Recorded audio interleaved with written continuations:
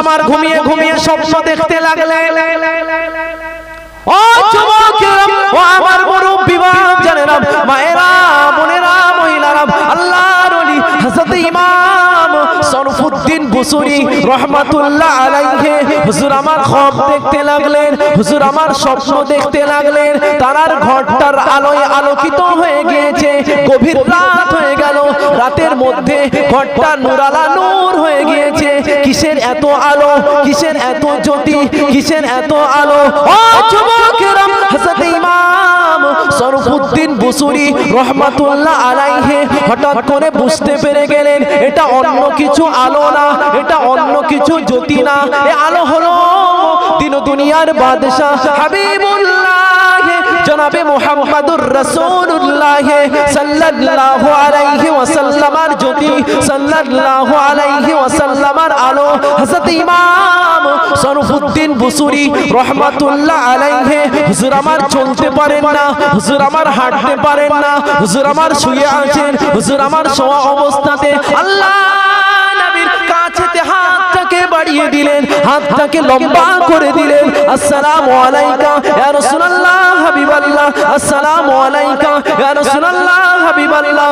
আল্লাহ পাকের নবী, হুজুর আমার কাছে আমি প্যারালাইসিস হয়ে পড়ে আছি হুজুর, হুজুর আমি অসুস্থ অবস্থায় শুয়ে আছি হুজুর, হুজুর আমি চলতে পারি না, হুজুর আমি দাঁড়াতে পারি না, হুজুর আপনাকে ইজ্জত করতে পারলাম না, আপনাকে সম্মান দিতে পারলাম না, আপনাকে তাজিম করতে পারলাম না। ও যুবকেরা, আল্লাহ নবী হযরত ইমাম শরফুদ্দীন বুসুরি রহমাতুল্লাহ আলাইহি তানাকে তম্বি করলেন, তানাকে লক্ষ্য করে জানিয়ে দিলেন, তানাকে লক্ষ্য করে শুনিয়ে দিলেন। ও যুবকেরা, আল্লাহ নবী হযরত ইমাম শরফুদ্দীন বুসুরিকে শুনিয়ে দিয়েছিলেন, ও বাবা শরফুদ্দীন, থামো থামো, এত চিন্তিত কেন বাবা, এত প্রেশান কেন বাবা, এত দুঃখ নিতে হবে না, এত কষ্ট নিতে হবে না। তুমি আমার ভালোবাসায় কবিতা লিখেছো বাবা, আমার মোহাব্বতে কবিতা লিখেছো বাবা। আমি নবী আমার হাতটাকে দিয়ে তোমার কদমের উপরে বুলিয়ে দিলাম, আল্লাহ পাক কদমটাকে ভালো করে দিলেন, আল্লাহ পাক প্যারালাইসিসটাকে সুস্থ করে দিলেন। ও যুবকেরা, আল্লাহ নবী হযরত ইমাম শরফুদ্দীন বুসুরিকে জানিয়ে দিয়েছিলেন, শরফুদ্দীন বুসুরিকে শুনিয়ে দিয়েছিলেন, ও বাবা শরফুদ্দীন বুসুরি, তুমি আমার ভালোবেসে কবিতা লিখেছো বাবা, আমার মোহাব্বতে কবিতা লিখেছো বাবা, একটু কবিতাটা পড়ো বাবা, একটু কবিতাটা শোনাও বাবা। আল্লাহ নবীর সম্মুখে দাঁড়িয়ে দাঁড়িয়ে তিনি কবিতাখানা শুনিয়েছিলেন, তিনি কবিতাখানা পড়েছিলেন। আল্লাহ নবী এতটা খুশি হয়ে গিয়েছিলেন, এতটা রাজি হয়ে গিয়েছিলেন। আল্লাহ নবী হযরত ইমাম শরফুদ্দীন বুসুরিকে তানার বাদান মোবারক থেকে চাদরটা খুলে নিয়ে তানাকে হাদিয়া করে দিয়েছিলেন। জোরে বলুন সুবহানাল্লাহ, আর একটু জোরে বলুন সুবহানাল্লাহ। হযরত ইমাম শরফুদ্দীন বুসুরি তিনি কবিতা বলেছিলেন রাসূলুল্লাহকে, রাসূলুল্লাহ কবিতাকে প্রাধান্য দিয়ে ঘুমের মধ্যে তানার স্বপ্নের মাধ্যমে একটা চাদর দিয়েছিলেন। সকালে তানার ঘুমটা ভেঙে গেল। মান রাআনি ফিল মানামি রাআল হক, যে ব্যক্তি ঘুমের মধ্যে স্বপ্নের মধ্যে রাসূলুল্লাহকে দেখলো সে যেন সঠিক রাসূলুল্লাহকে দেখলো। জোরে বলুন সুবহানাল্লাহ। হযরত ইমাম শরফুদ্দীন বুসুরি হুজুর আমার পরের দিন সকালে ঘুম থেকে উঠে দেখলেন চাদরটাকে ভাঁজ করা অবস্থায় তানার মাথার ধারে রাখা আছে। জোরে বলুন সুবহানাল্লাহ। আর ভালোবাসায় বলা গেল না। আর একটা বর্ণনা আছে, তিনি দেখছেন ঘুম থেকে ওঠার পরে, কি দেখছেন, ওঠার পরে তিনি দেখছেন চাদরটা তানার গায়ের উপরে বিছানো আছে। ইমাম শরফুদ্দীন বুসুরি কয়েকদিন হয়ে গেল তিনি রাস্তা দিয়ে হাঁটছেন, প্যারালাইসিস 15 বছরের প্যারালাইসিস রাসূলুল্লাহ হাতটা বুলিয়ে দিয়েছেন, তার 15 বছরের প্যারালাইসিস আল্লাহ পাক সুস্থ করে দিয়েছেন। ছেলেরা জিজ্ঞাসা করছেন, তিনি রাস্তা দিয়ে হাঁটছেন, ছেলেরা ও ইমাম শরফুদ্দীন, তুমি 15টা বছর ধরে প্যারালাইসিস হঠাৎ করে তুমি রাস্তা দিয়ে কিভাবে হাঁটতে লাগো? তিনি ইতিহাসটাকে সম্পূর্ণ বর্ণনা করলে আর একজন বুড়ো কমজোর তিনি ইমাম শরফুদ্দীনকে বলছে, এই শরফুদ্দীন বুসুরি রহমাতুল্লাহ আলাইহি একটু কবিতা বলো। তিনি কবিতা বলছেন, অন্য কবিতা শোনাচ্ছেন।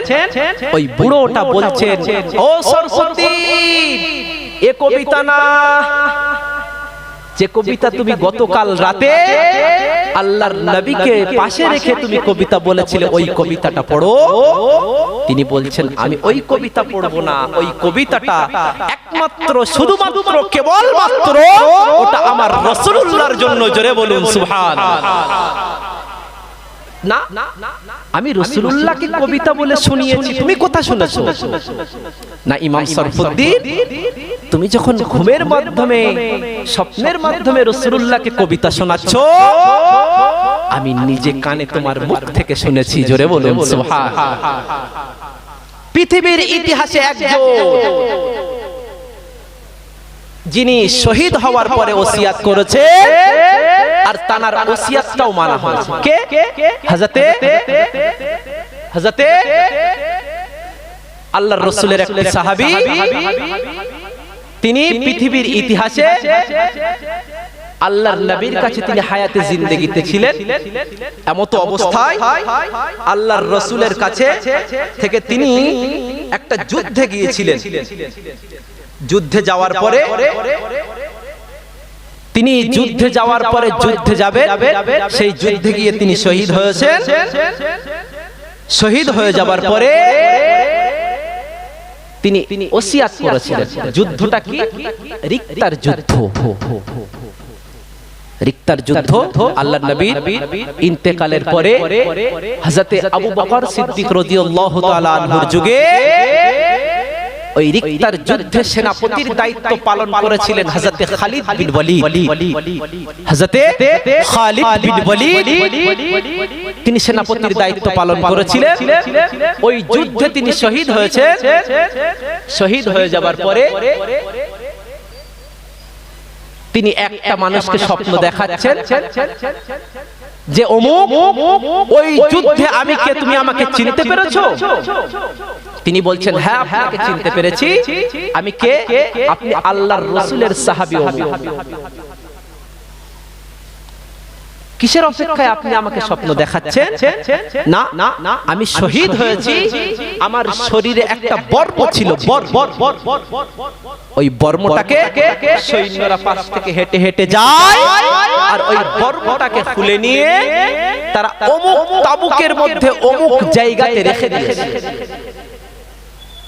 অতএব সেই বর্মটাকে তুমি গতকাল রাত, আগামীকাল সকালে ঘুম থেকে উঠে তুমি ওই যুদ্ধের সেনাপতির দায়িত্ব যিনি পালন করছেন হযরত খালিদ বিন ওয়ালিদ, তিনি যেন ওই বর্মটাকে সংগ্রহ করে এখনকার যুগের খলিফা যিনি আছেন হযরত আবু বকর সিদ্দিক রাদিয়াল্লাহু তাআলা আনহু, তার কাছে যেন পৌঁছে দেয়। আর ওই বর্মটাকে নিয়ে বিক্রি করে দিয়ে আমার অমুক অমুক জায়গায় অমুক অমুক দেনা পাওনা আছে, দেনা পাওনাটা মিটিয়ে দিয়ে অর্থ সম্পদগুলো আমার ছেলেদের যেন বুঝিয়ে দেয়। পরের দিন সকালে ইমাম তিনি বলছেন যে খবরদার, তুমি যে স্বপ্ন দেখছো মানে এটা মনে করো না যে এই স্বপ্নের কোনো গুরুত্ব নেই। কেন? এই স্বপ্নের মর্যাদা একটা আলাদা আছে। তুমি খবরদার স্বপ্নের কথাটা তুমি পরের দিন গিয়ে খালিদ বিন ওয়ালিদকে বলে দেবে। তিনি বললেন, খালিদ বিন ওয়ালিদকে বলে দিলেন। বলে দেওয়ার পরে খালিদ বিন ওয়ালিদ বর্মটাকে সংগ্রহ করে আবু বকরের কাছে পৌঁছে দিলেন। আবু বকর তিনি তার ওসিয়াত মতো তার কাজটাকে পালন করে তিনি সন্তানদের কাছে সম্পদ, ধন সম্পদ, অর্থ সব বুঝিয়ে দিয়েছিলেন। কোন আবু বকর? যে আবু বকর তিনি আল্লাহর রাসূল জানাকে সিদ্দিক নামে উপাধি দিয়েছিলেন। কেমন ভাবে দিয়েছিলেন? রাসূল তিনি মিরাজে গিয়েছিলেন। মিরাজ যাওয়ার পরে জান্নাত জাহান্নাম পরিদর্শন করে সমস্ত জায়গাটাকে ভ্রমণ করে রাসূল পরের দিন আসলেন। এসে বলছেন কাফেরদের সঙ্গে, সাহাবীদের সঙ্গে, কিছু কিছু জন বিশ্বাস করছেন, আবার কিছু কিছু বিশ্বাস করছেন না। কে কে বিশ্বাস করছেন না? আবু জেহেল, আবু লাহাব, উতবা, সাইবা, শিবা, আবুল মুখতারি, এরা বিশ্বাস করছেন না।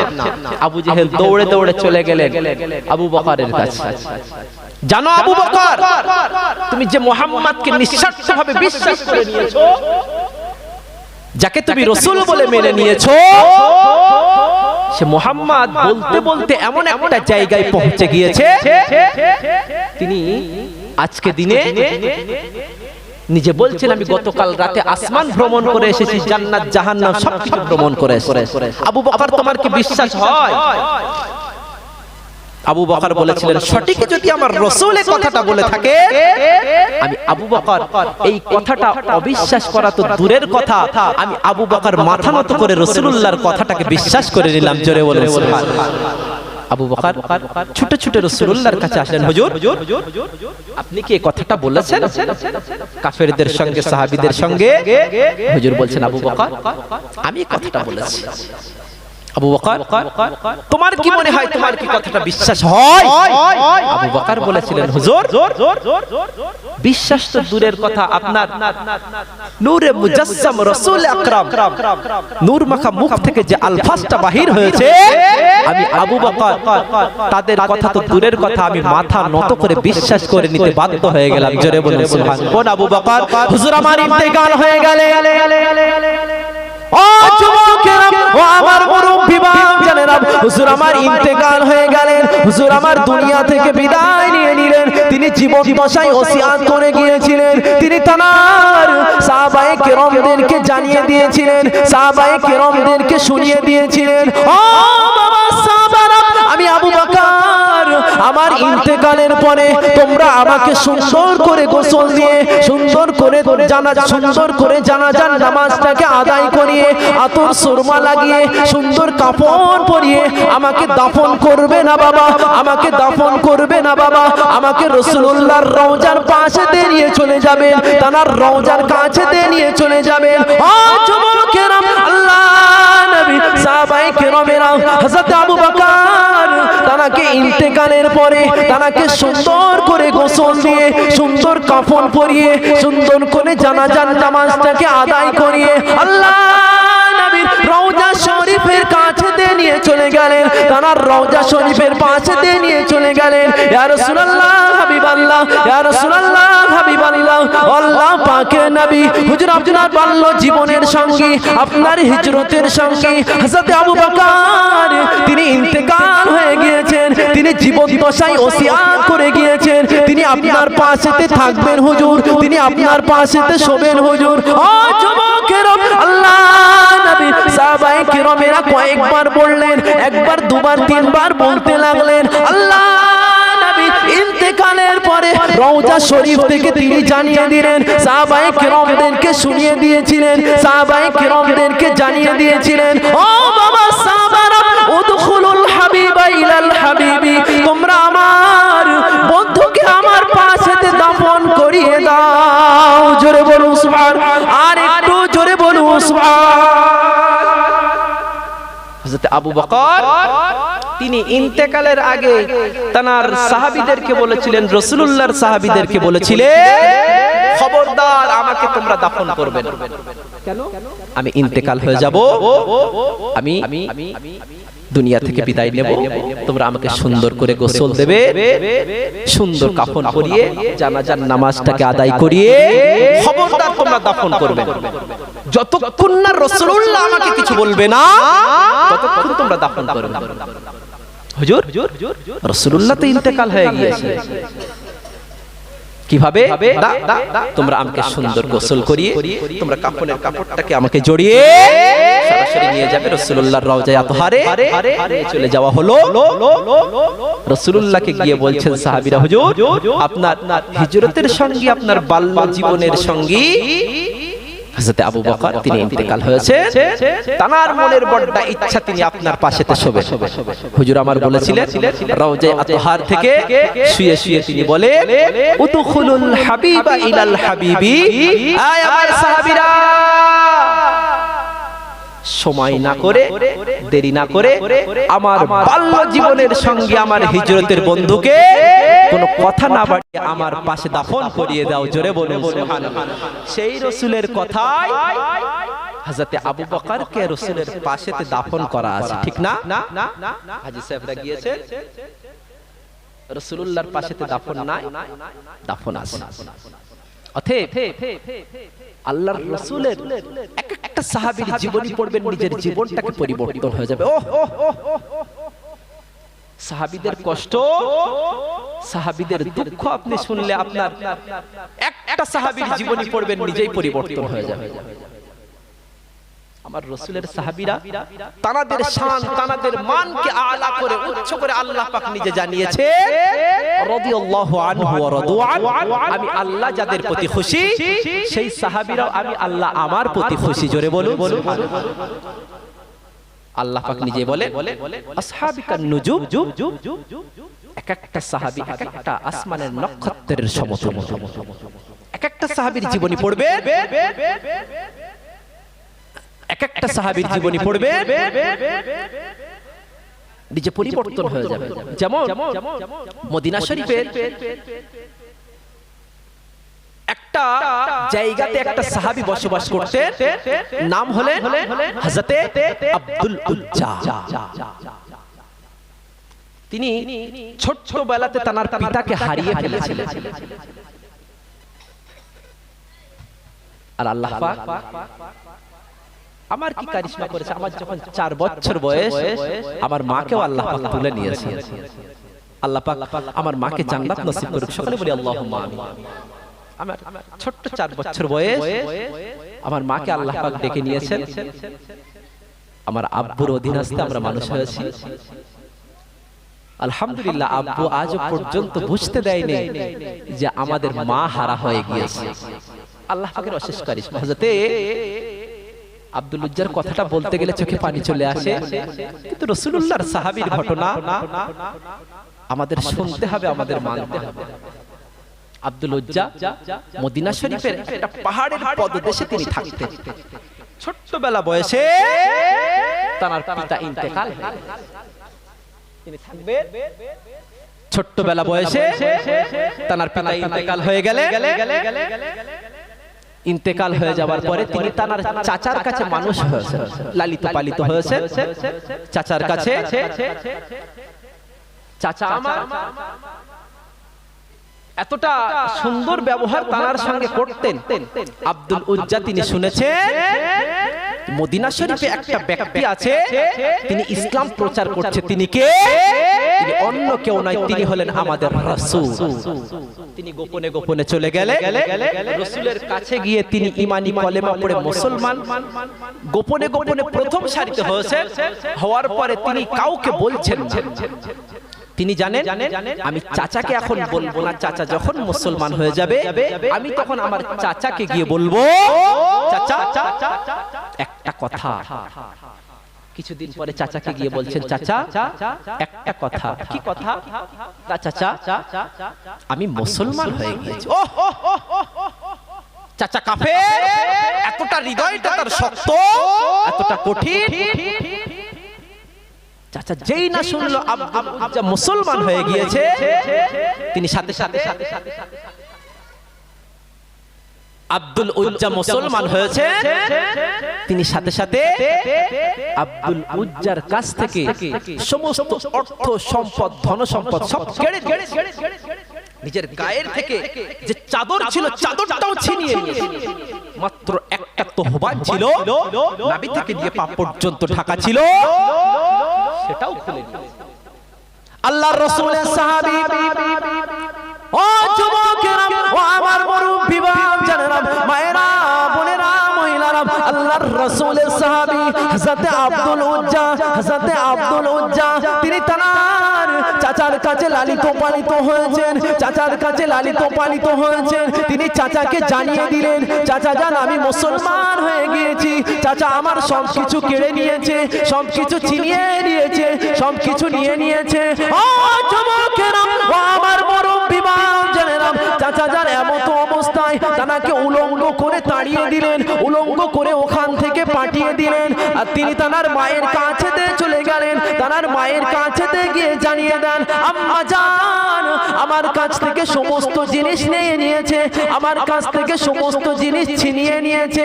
আম্মা জান মুখে কাপড়টা দিয়ে, তিনি লজ্জা অবস্থায় কাপড়টা মুখে দিয়ে তিনি তার সন্তানের কাছে একটা চাদর ছড়ে দিয়েছিলেন, একটা তহবান দিয়ে দিয়েছিলেন। তিনি তহবানটাকে দুটুকরো করে আল্লাহ নবীর কাছেতে চলে গেলেন, আল্লাহ নবীর পাশেতে চলে গেলেন, আল্লাহ নবীর কাছেতে চলে গেলেন। গভীর রাত হয়ে গেল, মদিনা শরীফের নবাবী শরীফের বাইরেতে কাটিয়ে দিলেন। বাইরেতে তিনি শুয়ে পড়লেন। তিনি ওই চাদরটাকে দুটুকরো করে একটাকে নিজের তহবান বানিয়ে নিয়েছেন, আর একটাকে নিজের চাদর বানিয়ে নিয়েছেন।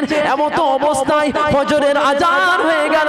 আল্লাহ নবী সাহাবায়ে কেরামদেরকে নিয়ে নামাজখানা আদায় করলেন। আল্লাহ নবী সাহাবীদের দিকে ঘুরে ঘুরে বসতে লাগলেন। আল্লাহ নবীর কাছেতে একটা নতুন মুখ পড়ে গেল, হযরত আব্দুল উজ্জার মুখখানা পড়ে গেল।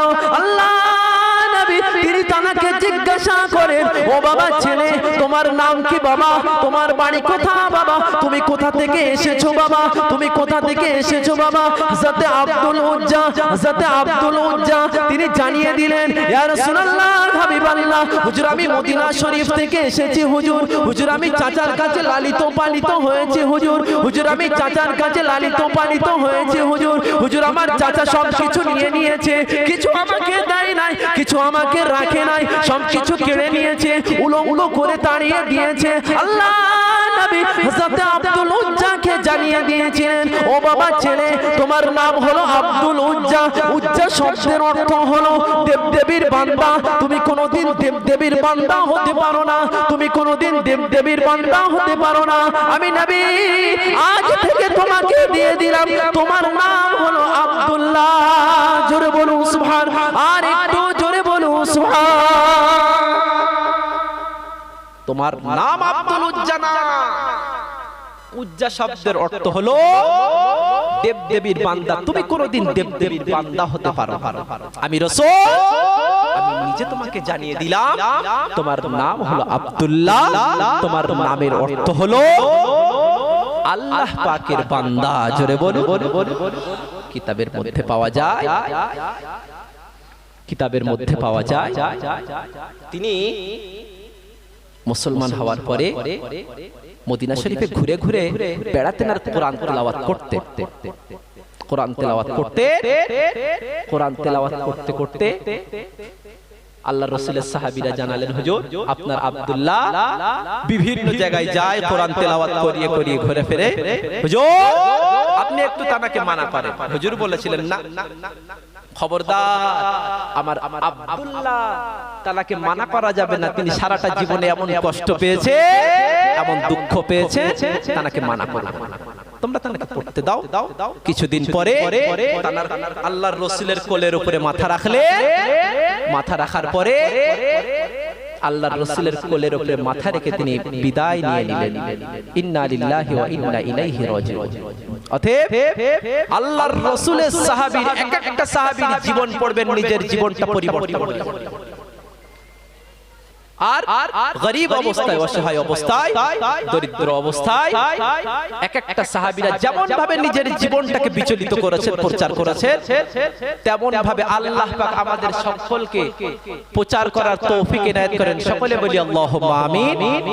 আলহামদুলিল্লাহ, আলোচনা আপনারা শুনলেন অনেকক্ষণ ধরে, আমি মুখতাসার করব। আমার ভাই এসেছে, আপনাদের গ্রামের ইমাম সাহেব, আমার সাথে আলহামদুলিল্লাহ কয়েক বছর ধরে পরিচিত। আমি বিভিন্ন জায়গায় জলসায় যাই, আপনার মালদা, মুর্শিদাবাদ, হাওড়া, হুগলি, আলহামদুলিল্লাহ আল্লাহ পাক নিয়ে যায় বিভিন্ন জায়গায়। আপনাদের ভাইও যায় সাথে, অনেক জায়গায় অনেক স্টেজ হয়েছে আলহামদুলিল্লাহ। আপনাদের গ্রামের ইমাম সাহেব তিনি ভালো সার্বিক দিক থেকে ছিলেন, স্টুডেন্ট ছিলেন। তার বায়ান আমি একটা জুমা আপনাদের গ্রামে পড়েছিলাম, আজ থেকে 5 বছর আগে জুমা একটা পড়েছিলাম রমজানুল মুবারক মাসে। আলহামদুলিল্লাহ আপনাদের ইমাম সাহেব আমাদের থেকেও অনেকটা সিনিয়র সার্বিক দিক থেকে আল্লাহ পাক দিয়েছেন। আর আমি যতটা শুনি আলহামদুলিল্লাহ ইমাম সাহেবকে পেয়ে আপনারাও ধন্য হয়েছেন, ঠিক না? আপনারা খুশি না? সে ইমাম সাহেব তিনি মাদ্রাসায় বারে বারে র্যাঙ্ক করতেন। র্যাঙ্ক কেমন? তিনি পজিশনে থাকতেন। আপনারা তার কথাবার্তা চাল চলন বলন দেখে আপনারা বুঝতে পারেন নিশ্চয়ই কেমন ছিলেন। তিনি মাদ্রাসার জগতে সার্বিক দিক থেকে তিনি যেমনটা সুন্দর ছিলেন, আল্লাহ পাক তাকে তেমন হিসেবে ইসলামের মুজাহিদ হিসেবে কবুল করে নিয়েছেন। সকলে আমরা তাকে সার্বিক দিক থেকে লক্ষ্য রাখবো। আপনারা আমার জন্য দোয়া করবেন। আমি বিলম্ব করলাম না, মুখতাসার করলাম, শেষ করে দিলাম। যারা বিভিন্ন জায়গায় এখনো পর্যন্ত ঘোরাফেরা করছে, আপনারা ঘোরাফেরা না করে পবিত্র মাহফিলে চলে আসেন। আমার ভাই এসেছেন, আপনারা ঘোরাফেরা না করে পবিত্র মজলিসে চলে আসেন। শেষ লগ্নে একটু সকলে মহব্বতের সাথে তাকবীর দেন, নারায়ে তাকবীর। আল্লাহ নবী মসজিদে নববীতে চলে গেলেন, আল্লাহ নবী জাবালে নূরে চলে গেলেন, যেখানে সর্বপ্রথম কালামুল্লাহ শরীফের আয়াতখানা নাযিল হয়েছিল। ইকরা বিসমি রাব্বিকাল্লাযী খালাক, ইকরা বিসমি রাব্বিকাল্লাযী খালাক। ও যুবকেরা, ও আমার মুরব্বি জানেরা, আল্লাহ নবী জাবালে নূরে চলে গেলেন, আল্লাহ নবী গারে হিরাতে চলে গেলেন, যেখানে কালামুল্লাহ শরীফের সর্বপ্রথম আয়াতখানা নাযিল হয়েছিল, আয়াতখানা অবতীর্ণ হয়েছিল। আম্মা জান হযরত খাদিজাতুল কুবরা, হযরত খাদিজাতুল কুবরা বুক ঠেলে পাথরগুলো ঝুলে ঝুলে আল্লাহ নবীর কাছেতে চলে গেলেন, আল্লাহ নবীর পাশেতে চলে গেলেন। ইয়া রাসূলুল্লাহ হাবিবাল্লাহ, ইয়া রাসূলুল্লাহ হাবিবাল্লাহ, আল্লাহ পাকের নবী হুজুর আপনার সঙ্গে দেখা নাই, হুজুর আপনার সঙ্গে সাক্ষাৎ নাই, হুজুর আপনার সঙ্গে মোলাকাত নাই, হুজুর 3টে দিন অতিক্রম হয়ে গেল, আপনার সঙ্গে কোনো রকম দেখা নাই। আল্লাহ নবীর কাছেতে খাবারখানা আগিয়ে দিলেন, খাবারখানা পৌঁছে দিলেন। আল্লাহ পাক এতটা পছন্দ করে নিলেন, এতটা কবুল করে নিলেন। আল্লাহ পাক নিজে ফেরেশতা জিবরাইলকে ডেকে নিলেন, ও ফেরেশতা জিবরাইল, আমার বন্ধুর কাছেতে চলে যাও, আমার হাবিবের কাছেতে চলে যাও, তানাকে গিয়ে জানিয়ে দাও তানার মোহাব্বতের স্ত্রী হযরত খাদিজার উপরে আমি আল্লাহ পাক এতটা খুশি হয়ে গেছি, এতটা রাজি হয়ে গেছি, আমি আল্লাহ পাক আমার হাবিবের স্ত্রী হযরত খাদিজার উপরে সালাম খানা পাঠিয়ে দিলাম। জোরে বলুন সুবহান, আর একটু জোরে বলুন সুবহান। পৃথিবীর ইতিহাসে 3 জন, পৃথিবীর ইতিহাসে 3 জন যারা নামাজ ফরজ হওয়ার আগে জোরে বললেন না সুবহানাল্লাহ। আচ্ছা, আমাদের প্রতি আল্লাহ পাক নামাজ ফরজ করেছে না করেনি? আমার আলোচনা আপনারা কষ্ট পান, আমার আলোচনা আপনারা ব্যথা পান? না না না, আমি ব্যথা দেওয়ার জন্য আসি না। নামাজ আমাদের উপরে ফরজ হয়েছে, আমরা নামাজটা ফরজ হওয়ার পরে নামাজটা আমরা আদায় করি না। কিন্তু পৃথিবীর ইতিহাসে 3 জন যারা নামাজ ফরজ হওয়ার আগে নামাজ আদায় করেছেন। জোরে বললেন না সুবহানাল্লাহ। কে কে? কে কে? 1 নম্বর হযরতে নবী মুহাম্মদ মুস্তাফা সাল্লাল্লাহু আলাইহি ওয়া সাল্লাম, বললেন না সুবহানাল্লাহ। 2 নম্বর আম্মা জান খাদিজা রাদিয়াল্লাহু তাআলা আনহা।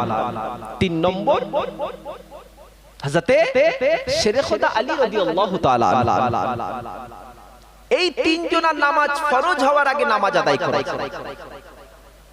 এর মধ্যে হযরতে খাদিজাকে আমার আল্লাহর রাসূল এতটা ভালোবাসতেন, এতটা মহব্বত করতেন, আমার নবী পাকের স্ত্রী হযরতে খাদিজা তিনি ইন্তেকাল হয়ে যাবার অনেক বছর পরে হযরতে আয়েশা সিদ্দিকা রাদিয়াল্লাহু তাআলা আনহার কোলে আল্লাহর নবী মাথা দিয়ে শুয়ে আছেন।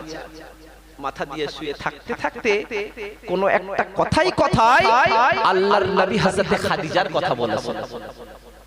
যেই না খাদিজার কথা আল্লাহর রাসূল বলেছে, আম্মা জান আয়েশা রাসূলুল্লাহকে বলছেন, হুজুর যদি কিছু না মনে করেন একটা কথা। কি কথা? না হুজুর, আমরা তো আপনার অনেকেই স্ত্রী আছে, আপনি কি আপনার অনেক দিন আগে ইন্তেকাল হয়ে যাওয়া খাদিজার কথাটা বলতে পারেন না? আল্লাহর রাসূল বলেছিলেন, আয়েশা আমি আমার খাদিজার কথাটা আমি ভুলবো না। কেন? না না না, তোমরা হলে আমার দুঃখের দিনের সাথী, আর আমার খাদিজা হলো আমার কষ্টের দিনের সাথী। আমি দুনিয়াতে কেন, কিয়ামতে কেন, আমি কিয়ামতে কেন, দুনিয়াতে কেন, আমি রাসূল আমার খাদিজাকে জান্নাতে গিয়েও ভালোবাসবো। জোরে বলুন সুবহানাল্লাহ। সেই খাদিজা, সেই খাদিজাকে আল্লাহর রাসূল প্রচন্ড ভালোবাসলেন। আমার রাসূলের একটা সাহাবী ছিলেন, নাম হলেন হযরতে জুবাইর ইবনুল আওয়াম। কে? তিনি ছিলেন আমার নবী পাকের নিজের ফুফাতো ভাই। হযরতে জুবাইর ইবনুল আওয়াম তিনি হলেন আমার নবী পাকের নিজের ফুফাতো ভাই। সেই জুবাইর ইবনুল আওয়ামকে আল্লাহর রাসূল নিজে ডেকে বলছেন, এ জুবাইর ইবনুল আওয়াম, তুমি হলেন আমার আল্লাহ পাকের দয়ার জান্নাতি। জোরে বলুন সুবহানাল্লাহ। আমার রাসূল আশারায়ে মুবাশশারা 10 জন সাহাবীকে প্রথম সারিতে তিনি জান্নাতের সুসংবাদ দিয়েছেন। ঠিক না বে ঠিক বলেন? জানাদেরকে আশারায়ে মুবাশশারা বলা হয়। আশারা শব্দের অর্থ হলো 10, মুবাশশারা শব্দের অর্থ হলো খুশখবরি, সুসংবাদ দিয়েছেন। কিন্তু আমার রাসূলুল্লাহর যতগুলো সাহাবী ছিলেন সবাই আমার আল্লাহ পাকের দয়ার জান্নাতি। জোরে বলুন সুবহানাল্লাহ। আমার রাসূলুল্লাহকে হাদিস শরীফের একটা কিতাব আছে, কিতাবের নাম মুসনাদে ইমাম আহমদ ইবনে হাম্বল থেকে বর্ণিত। তিনি বলেন হাদিস শরীফের কিতাব, হযরত শেরে খোদা আলী রাদিয়াল্লাহু তাআলা আনহু আল্লাহর নবীর কাছে আসেন, হুজুর ইন্না আউওয়ালা মা ইয়াদখুলুল জান্নাহ, হুজুর সর্বপ্রথম জান্নাতে কে যাবে? আল্লাহর রাসূল বলেছিলেন, আনা। সর্বপ্রথম জান্নাতে যাবে আমি রাসূল, আমি নিজেই। তারপরে রাসূল নিজেই বললেন, ও ফাতিমা, তারপরে জান্নাতে যাবে আমার ফাতেমা, আল হাসান ওয়াল হুসাইন, তারপরে জান্নাতে যাবে আমার হাসান এবং আমার হুসাইন। ফাকুলতু ইয়া রাসূলুল্লাহ, হযরতে শেরে খোদা আলী রাদিয়াল্লাহু তাআলা আনহু হুজুর বলেন, ফাকুলতু ইয়া রাসূলুল্লাহ, হুজুর আপনি জান্নাতে চলে যাবে, আপনার কন্যা বেটি ফাতেমা জান্নাতে চলে যাবে, আপনার দৌহিত্র হাসান হোসেন জান্নাতে চলে যাবে। ফামুহিব্বুহুনা, হুজুর আপনার ভালোবাসার এতগুলো উম্মত, আল্লাহ পাকের এতগুলো বান্দা কোথায় যাবে? যেই না বলেছে, বুখারী মুসলিমের একটা হাদিস আছে, মুত্তাফাকুন আলাইহি, আল মারউ মা মান আহাব্বা, যে যাকে ভালোবাসে সে তার সঙ্গেই জান্নাতে চলে যাবে। আমরা যদি আল্লাহর রাসূলকে ভালোবাসি তাহলে আমরাও আল্লাহ পাকের দয়ার জান্নাতে যাব। জোরে বলুন সুবহানাল্লাহ। রাসূলকে জিজ্ঞাসা করা হলে, হুজুর ফামুহিব্বুহুনা, আপনি জান্নাতে চলে যাবেন, আপনার বেটি ফাতেমা যাবে, আপনার হাসান এবং হুসাইন যাবে, আপনার এতগুলো ভালোবাসার মানুষগুলো কোথায় যাবে? আল্লাহর রাসূল বলেছিলেন, আমার এতগুলো ভালোবাসার মানুষগুলো আমি রাসূল আমার পিছু পিছু আল্লাহ পাকের দয়ার জান্নাতে চলে যাবে। জোরে বলুন সুবহানাল্লাহ। সেই জুবাইর ইবনুল আওয়াম তার এতটা দবদবা আল্লাহ পাক দিয়েছিলেন, তিনি 15 বছর বয়সে মুসলমান হয়েছিলেন। তিনি 15 বছর বয়সে মুসলমান হয়েছিলেন। হুজুরের কানেতে শমশখানা চলে এলো, ও যুবকেরা, ও আমার মুরব্বি জানেরা, হুজুরের কানেতে আওয়াজখানা চলে এলো, হুজুরের কানেতে শমশখানা চলে এলো। আল্লাহর নবীকে ধরে নিয়ে চলে গিয়েছে, আল্লাহর নবীকে শহীদ করে দেবে, দুনিয়া থেকে একেবারে মিটিয়ে দেবে, ইসলামটাকে আর প্রচার করতে দেবে না, আল্লাহর নবীকে দুনিয়া থেকে মিটিয়ে দেবে। ও যুবকেরা, ও আমার মুরব্বি জানেরা, আল্লাহর নবী হযরত হযরত জুবায়ের ইবনুল আওয়ামকে ডেকে নিলেন, হযরত জুবায়ের ইবনুল আওয়ামকে ডেকে নিলেন, আল্লাহ নবী তানাকে ডেকে নিলেন। হযরত জুবায়ের একটা উঁচু জায়গাতে দাঁড়িয়ে গেলেন, একটা উঁচু জায়গাতে দাঁড়িয়ে গেলেন। তিনি দাঁড়িয়ে গিয়ে আল্লাহ নবী তানাকে খোঁজখানা করছেন, তানাকে খুঁজছেন। আল্লাহ নবী হযরত জুবায়ের ইবনুল আওয়ামকে দেখতে পেলেন, হযরত জুবায়ের ইবনুল আওয়ামকে জানিয়ে দিলেন, ও বাবা জুবায়ের, এত চিন্তিত কেন বাবা, এত পরেশান কেন বাবা, এত চিন্তিত কেন বাবা? আল্লাহ নবী সাহাবী হযরত জুবায়ের আল্লাহ নবীর কাছেতে জানিয়ে দিলেন, আল্লাহ নবীর পাশেতে জানিয়ে দিলেন, হুজুর আমার কানেতে শব্দখানা চলে এলো, আমার কানেতে আওয়াজখানা চলে এলো, আপনাকে ধরে নিয়ে চলে গিয়েছে, আপনাকে জানে মেরে দেবে, হুজুর আপনাকে শহীদ করে দেবে। আমি জুবায়ের, আমি থাকতে পারলাম না হুজুর, আমি আপনার বিরুদ্ধে যারা ধরে নিয়ে চলে গিয়েছে ওই শব্দখানা যে কথাটা বর্ণনা করেছে তানাকে মেরে দেব হুজুর, তানাকে শহীদ করে দেব, তানাকে দুনিয়া থেকে মিটিয়ে দেব, তাই জন্য আমি লাঙ্গা তলোয়ার নিয়ে বাহির হয়ে গিয়েছি।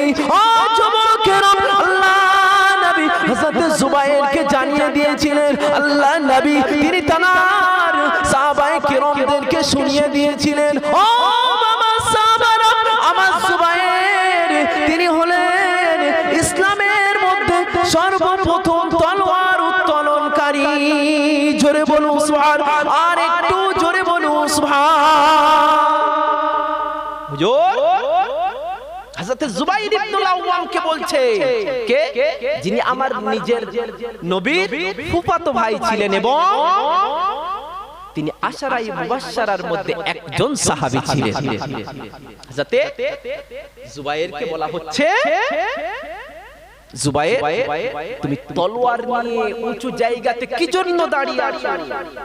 জুবায়ের বলছেন, হুজুর আমি জুবায়ের, আমি নিজে শুয়ে আছি, আমার কানেতে আওয়াজ এসেছে হুজুর আপনাকে ধরে নিয়ে কাফেররা চলে যাচ্ছে।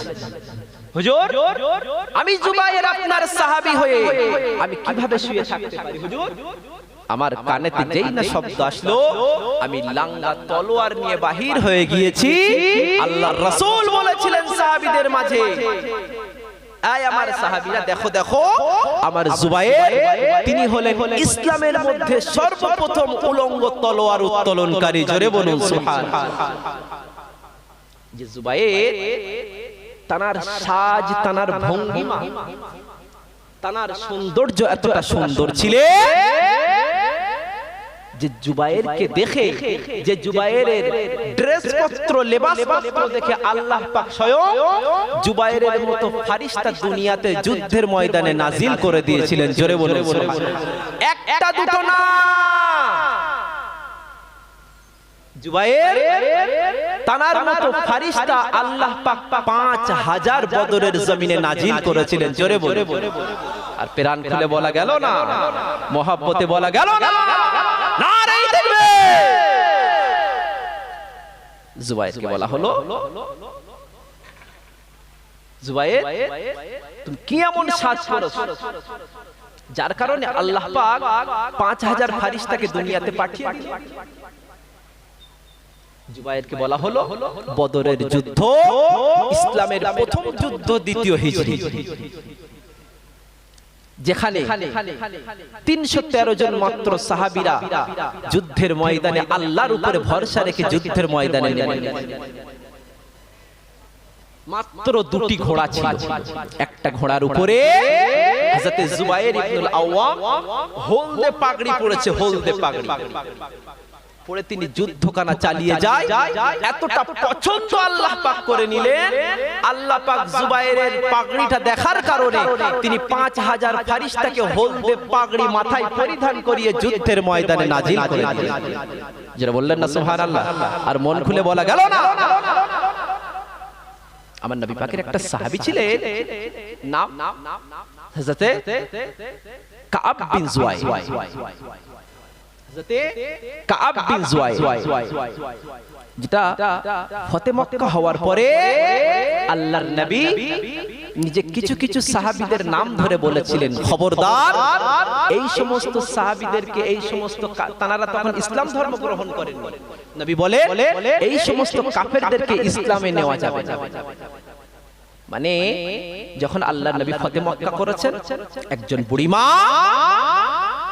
তিনি সামানপত্র গোছাচ্ছেন, সমস্ত কাফেররা পালিয়ে পালিয়ে চলে যাচ্ছে, সামানপত্র গোছাচ্ছেন, নবী পাক বুড়িমার কাছে গেলেন।